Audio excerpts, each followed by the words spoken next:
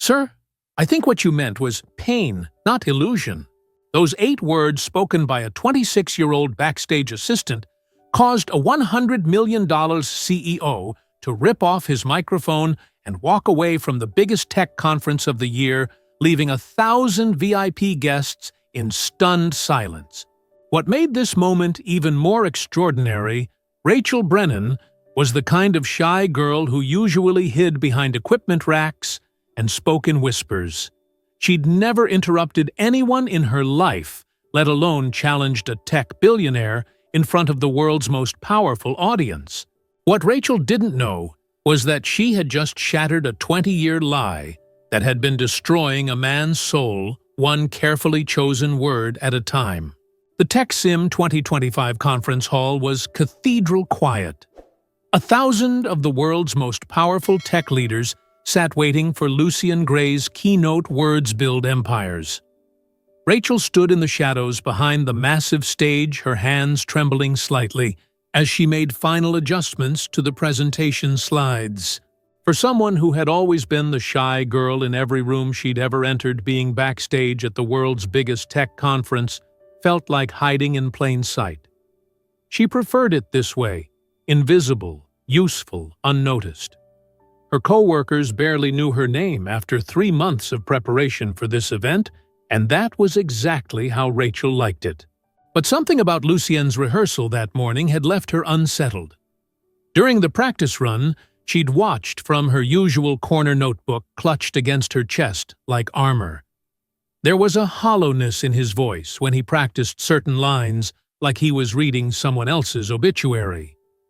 As the shy girl, who'd learned to read every micro-expression and vocal inflection from years of watching her father's depression ebb and flow, she recognized the sound of carefully controlled desperation.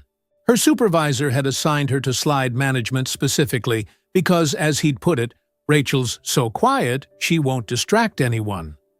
What he didn't know was that her silence came with a superpower, the ability to hear what others missed when they were too busy talking. Lucien stepped up to the podium, his silver hair catching the spotlights. At 42, he commanded rooms like this with the quiet confidence of a man who'd built an AI empire from nothing. Verity Tech could analyze human emotions through language patterns, decode the feelings hidden behind every email, every text, every social media post. The irony wasn't lost on Rachel here, was a man who'd made billions reading other people's emotions, yet somehow couldn't decode his own. "Ladies and gentlemen," his voice boomed across the silent auditorium after decades of studying human communication. "I've learned one fundamental truth." Rachel's heart began racing.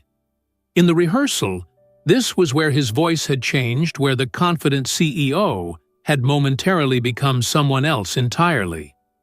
She pressed herself further into the shadows, wishing she could disappear completely. He paused, glancing down at his notes, then looked up with eyes that seemed to stare through the audience into some distant, painful place. Truth is an illusion we all accept. The words hit Rachel like a physical blow. Not because they were wrong grammatically or logically, but because they carried the emotional weight of a man drowning. She heard it, the cry for help disguised as philosophy, the desperate whisper wrapped in corporate wisdom. 3 seconds. That's how long she stood frozen, knowing that 1,000 people were hanging on every word, knowing that stepping forward would violate every instinct that had kept her safe and invisible for 26 years. Her mouth went dry, her palms sweaty. Everything in her shy girl nature screamed at her to stay silent, to let the moment pass, to remain the quiet background presence she'd always been. But Rachel couldn't stay silent. She'd spent her childhood learning to decode the hidden language of pain, watching her father's depression speak through carefully neutral words. She recognized the sound of a soul in crisis, and for the first time in her life, being the shy girl who noticed everything mattered more than being the shy girl who said nothing. Rachel's footsteps echoed in the sudden silence as she approached the podium. Security had been watching the wings, But in the shock of the moment, no one moved to stop the small figure in the staff uniform walking toward their speaker. Every step felt like walking through quicksand. Her voice came out smaller than she intended, barely audible at first. "Sir, I think what you meant was pain, not illusion. That sentence, it sounds like you're denying something real." The massive auditorium seemed to stop breathing. 1,000 faces turned toward the stage, trying to process what they'd just witnessed. A shy girl in a simple black blouse and trembling hands had just corrected one of the most powerful men in technology. Lucienne's eyes found hers, and in them she saw not anger at being interrupted, but recognition, the startled look of someone whose deepest secret has just been exposed by a stranger. For a moment that felt like an eternity, CEO and assistant stared at each other across a divide of power, wealth, and hidden pain. "Ladies and gentlemen," Lucien said quietly into the microphone, his voice steady but hollow, I apologize, but I need to step away for a moment." He unclipped his microphone, set it gently on the podium, and walked off the stage with the careful dignity of a man trying not to fall apart in public. Conference staff immediately sprang into action.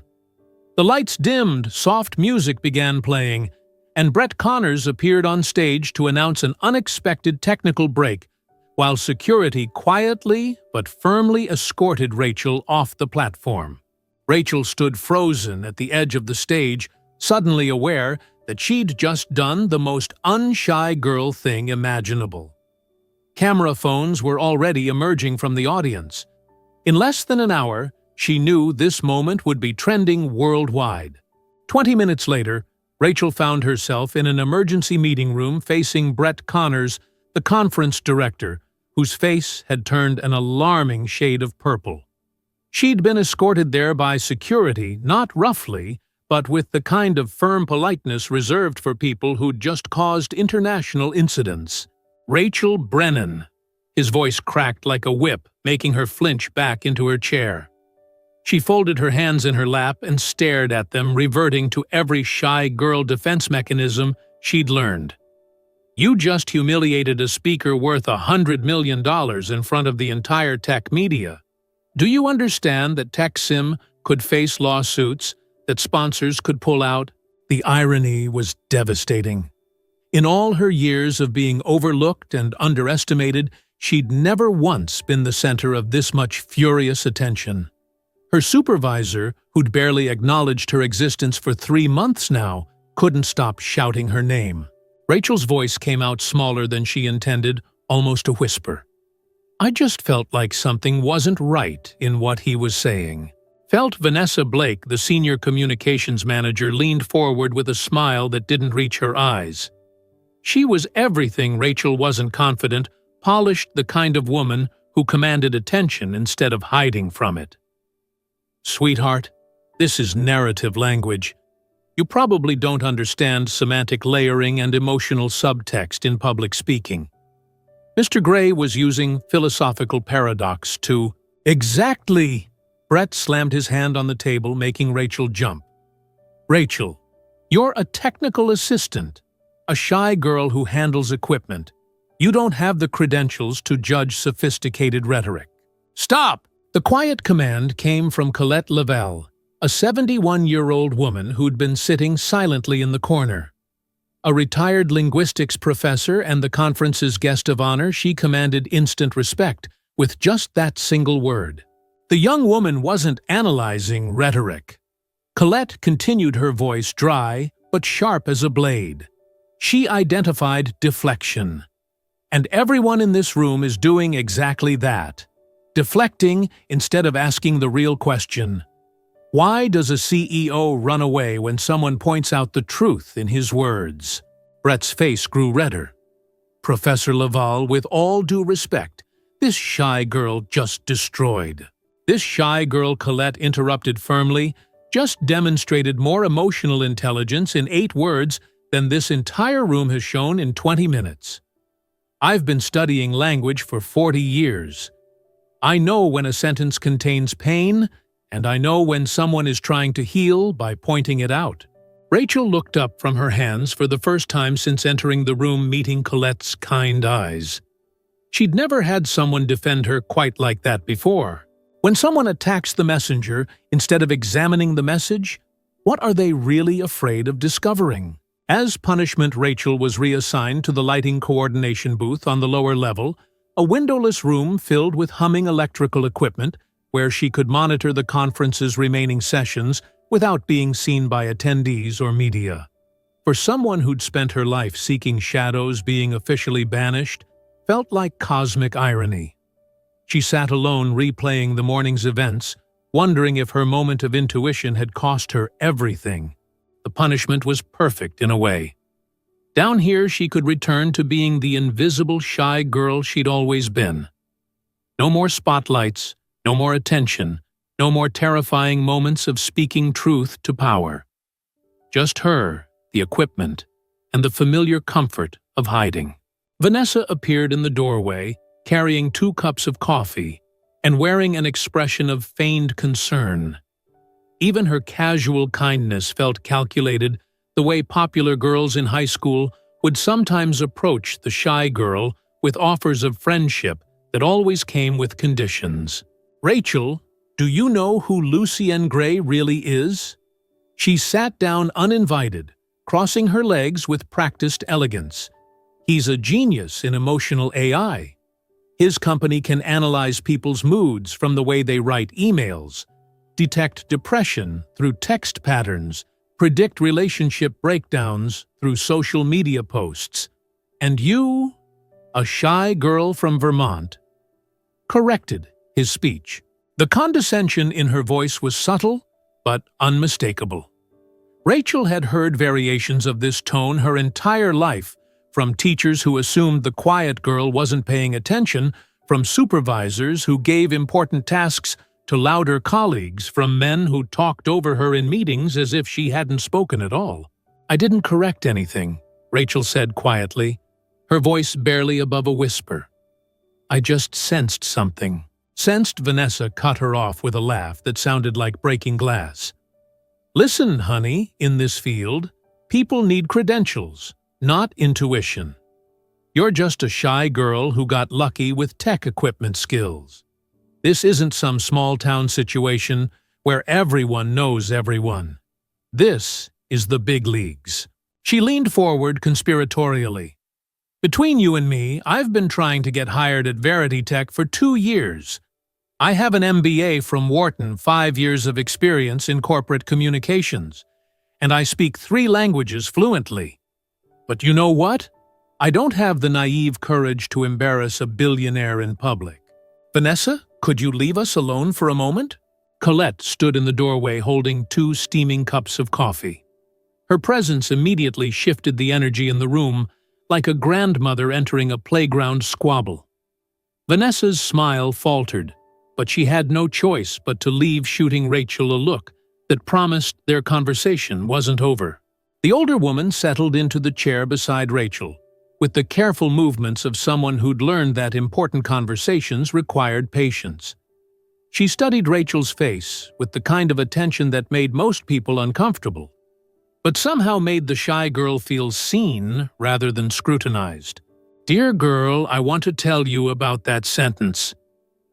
Truth is an illusion we all accept. That's not philosophy. That's a suicide note." Rachel's coffee cup slipped in her hands, the hot liquid splashing onto her jeans. The words hit her like a physical blow, not because they were shocking, but because they confirmed what her intuition had already known. 20 years ago, I taught a graduate student named Marcus Gray at Berkeley. Brilliant, mind-troubled soul. He was writing his thesis on language and self-destruction, exploring how people use words to hide their pain even from themselves. Colette's voice grew softer, more careful. "I've followed his son's career ever since, watching from a distance as Lucien built his empire. When I received the invitation to be guest speaker at TechSim, I knew it was because Lucien had specifically requested me, though I don't think he fully remembered who I was. Rachel found herself leaning forward, drawn into the story, despite her instinct to retreat. Marcus submitted his thesis on a Friday. The following Monday, he didn't show up for our scheduled meeting. They found him Tuesday morning. The last line in the letter he left for his son was exactly the sentence you heard today. I've been waiting 20 years for someone to recognize that those words weren't wisdom, they were a suicide note. The basement room suddenly felt colder. Rachel wrapped her arms around herself, a gesture she'd perfected during her father's worst episodes when she'd learned to make herself as small as possible. His son, she whispered. Marcus Gray was Lucien's father. And today, you did something no one has been able to do for 20 years. You broke through the wall that boy built with his father's dying words. Colette reached over and gently touched Rachel's hand. Do you understand now why he ran? It wasn't because a shy girl had challenged him. It was because a shy girl had seen through him. That night in her small apartment, Rachel sat with her laptop open to a resignation letter she'd written and rewritten a dozen times. The cursor blinked accusingly at her from the blank email draft. Every version sounded the same, apologetic, self-deprecating, full of the kind of language the shy girl in her had perfected over the years. I apologize for my inappropriate behavior. I understand my actions were unprofessional. As someone without proper qualifications, but Colette's revelation haunted her. She couldn't walk away, not when she understood the weight of what had happened. The shy girl who'd spent 26 years avoiding confrontation was about to do something that terrified her even more than speaking up in public. She was going to reach out directly to the man she'd inadvertently wounded. She deleted the resignation letter and created an anonymous email account instead. Her hands shook as she typed, deleting and rewriting sentences with the careful precision of someone who understood that words could heal or harm in equal measure. Dear Mr. Gray, I'm the person who interrupted you today. I know my actions may have serious consequences, but I couldn't stay silent about what I heard. I want you to know that I've spent my entire life as the shy girl in the corner, the one who notices everything but says nothing. I learned to read emotions in voices because my father struggled with depression, and I became an expert at hearing the pain people try to hide. There were 3 sentences in your speech that carried emotions completely opposite to their content. 1. Truth is an illusion we all accept. This held desperation, not wisdom. 2. We build walls with words. Here you were talking about yourself. 3. And some walls should never fall. These were the words of someone who has imprisoned himself. I don't know what you've been through, but those weren't the words of a CEO trying to inspire. They were the words of a son carrying his father's pain. As someone who understands what it means to carry a parent's struggles, I want you to know that sometimes a wrong word doesn't just mislead a room. It reopens a wound that was never allowed to heal properly. You don't know me, and after today, you probably never want to see me again. But I need you to understand, what I heard in your voice wasn't failure or weakness. It was a man who's been trying so hard to honor his father's memory that he forgot to heal from his father's loss. From someone who learned to hear the language of hurt and who finally found the courage to speak the language of healing. P.S. I was the one wearing the black blouse standing by the equipment rack stage left, the one whose hands wouldn't stop shaking. She read the email 15 times, her finger hovering over the send button for nearly 10 minutes. Adding that last detail felt terrifying. It would make her identifiable vulnerable. But somehow, anonymity felt like cowardice after what had happened. She hit send anyway, then immediately closed the laptop and buried her face in her hands, certain that her small act of courage had reached its end. The next morning, Brett Connors nearly dropped his phone when it rang. "Brett, I want to see Rachel Brennan." Lucien's voice was calm but unmistakably determined. "Sir, I've handled the situation. She'll be—" "No. Bring her to me. The girl who corrected me yesterday is the only person who actually listened." "Sir, but—" "Brett. I've given presentations to millions of people over 20 years. No one ever pointed out that I was talking about pain instead of truth. Find her." When Brett called Rachel, his voice carried reluctant bewilderment. "Rachel, there's been a development. Mr. Gray wants to meet with you." "Meet with me? Why?" "I honestly don't know, but he specifically requested it." At Veritech's headquarters, Rachel found Vanessa waiting in the lobby, her face a mask of barely controlled fury. "Do you know I applied to work here 3 times? 3 times. And now—" "Vanessa, I don't understand what's happening either. Don't play innocent. You planned this from the beginning, didn't you?" The elevator doors opened and Colette stepped out, smiling gently. "Rachel, dear, are you ready? There are stories that need to be told. Sometimes our worst critics are really just afraid we'll succeed where they failed." Lucien's office was surprisingly sparse, just a desk, a few books, and an old photograph placed face down. He stood with his back to the door looking out at the city skyline. "Do you know why I created Veritech, Ms. Brennan? To analyze emotions through language." He turned and Rachel saw eyes heavy with 2 decades of carefully controlled pain. "To understand what my father really meant in his final letter. For 20 years, I've analyzed millions of sentences trying to decode hidden emotions. But with that one sentence, I could only take it literally." He picked up the photograph, revealing the image of a middle-aged man hugging a young boy. "Marcus Gray, philosophy professor. My father said those words before he left us. I was 22, believing he wanted to teach me that truth was illusion, so I shouldn't suffer over it." Rachel's voice was barely a whisper, but he was really saying he was accepting an illusion himself. Lucien nodded, his voice thick with unshed tears.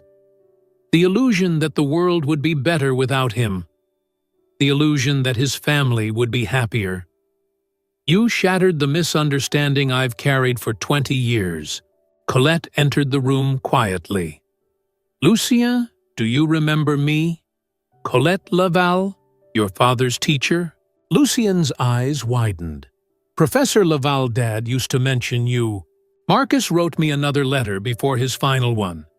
In it, he said, 'I hope Lucien will find someone who can hear what I couldn't say.' Today, you found that person."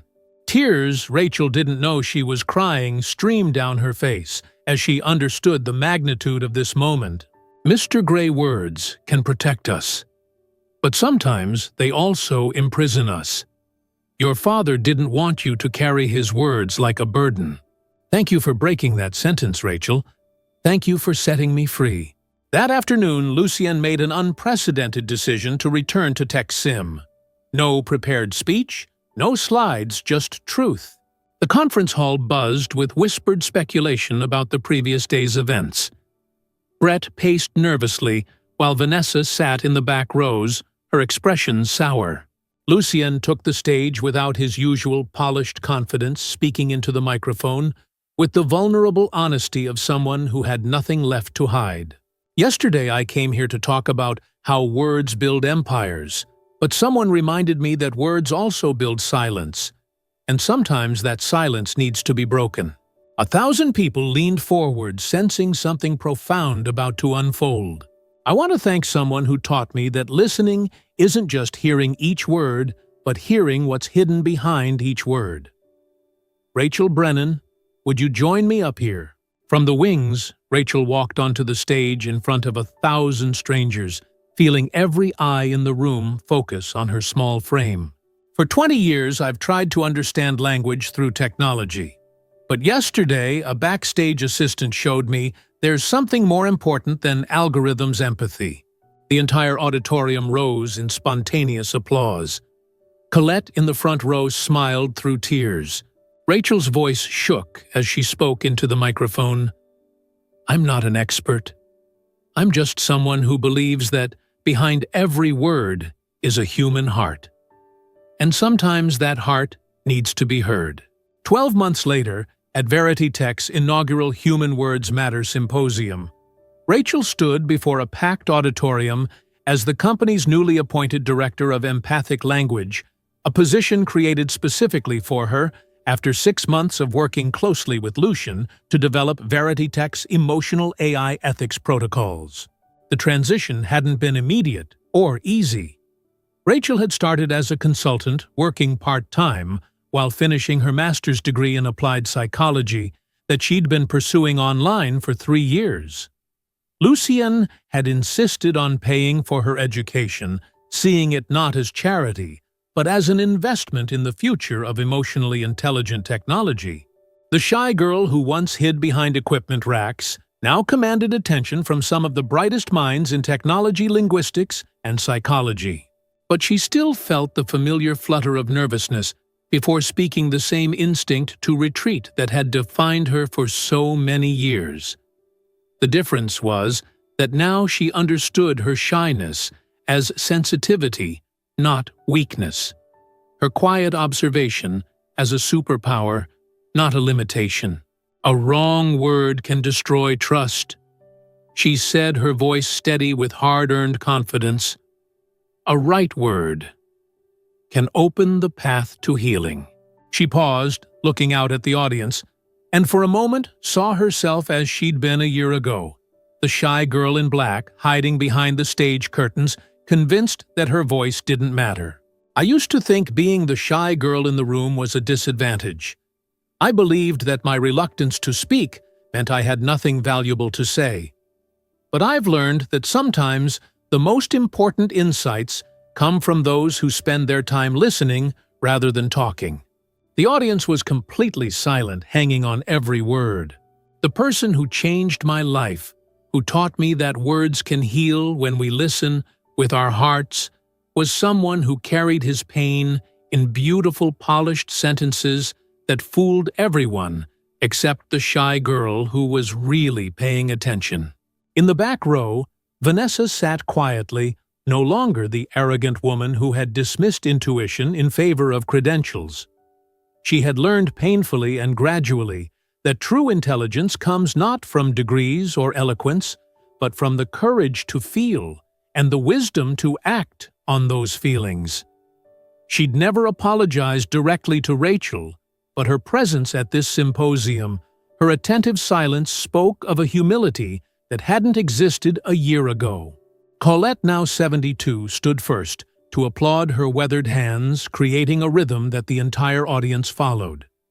She'd become something of a legend in the months since TechSim, known as the woman who recognized emotional genius when she saw it, even when it came disguised as the shy girl everyone else overlooked.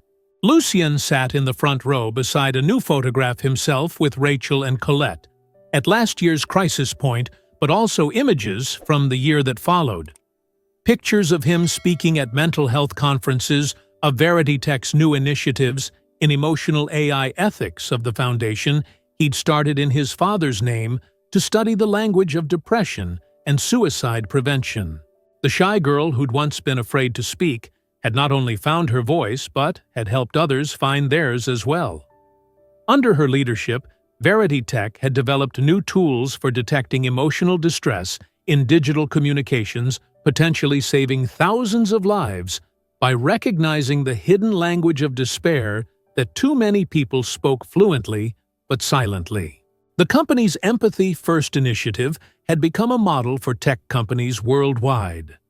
Rachel had testified before Congress about the responsibility of AI companies to recognize human pain, not just human data.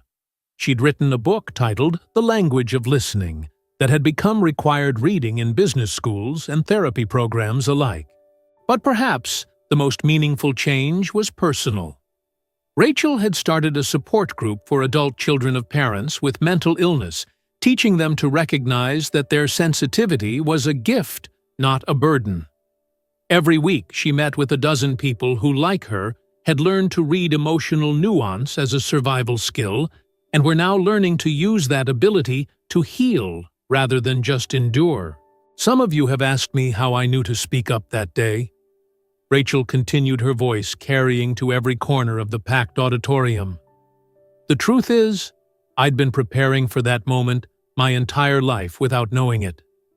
Every time I watched my father struggle with words he couldn't say, every time I heard pain disguised as philosophy, every time I stayed silent when I should have spoken, all of that was training for the moment when staying quiet would have been the real tragedy. In his mind, Lucien spoke to the father he'd finally learned to grieve properly. "Dad, I found someone who could hear what I couldn't say. And now I can say what you couldn't hear, that your pain was real, your struggle mattered, and your death taught me that sometimes the most important conversations are the ones we're too afraid to have." Rachel, looking out at the audience, knowing that each person carried words that needed to be heard, wounds that could be healed through genuine understanding. She thought about the shy girl she'd been, the woman she'd become, and the truth she'd learned that sometimes the smallest voice carries the most important message, and the gentlest courage can change everything. As the applause died down, she offered one final thought. "If you take nothing else from today, remember this. The person next to you might be carrying someone else's pain without even knowing it. And you might be the only one who can hear what they're really trying to say." Sometimes the most powerful word isn't the one that builds empires, it's the one that rebuilds a human soul. Rachel's story teaches us that courage isn't about having a loud voice or perfect credentials. It's about listening with your heart and speaking your truth even when your voice shakes. If you're the quiet one who notices everything but says nothing, know this: your voice matters. Your gentle courage could be exactly what someone else needs to heal.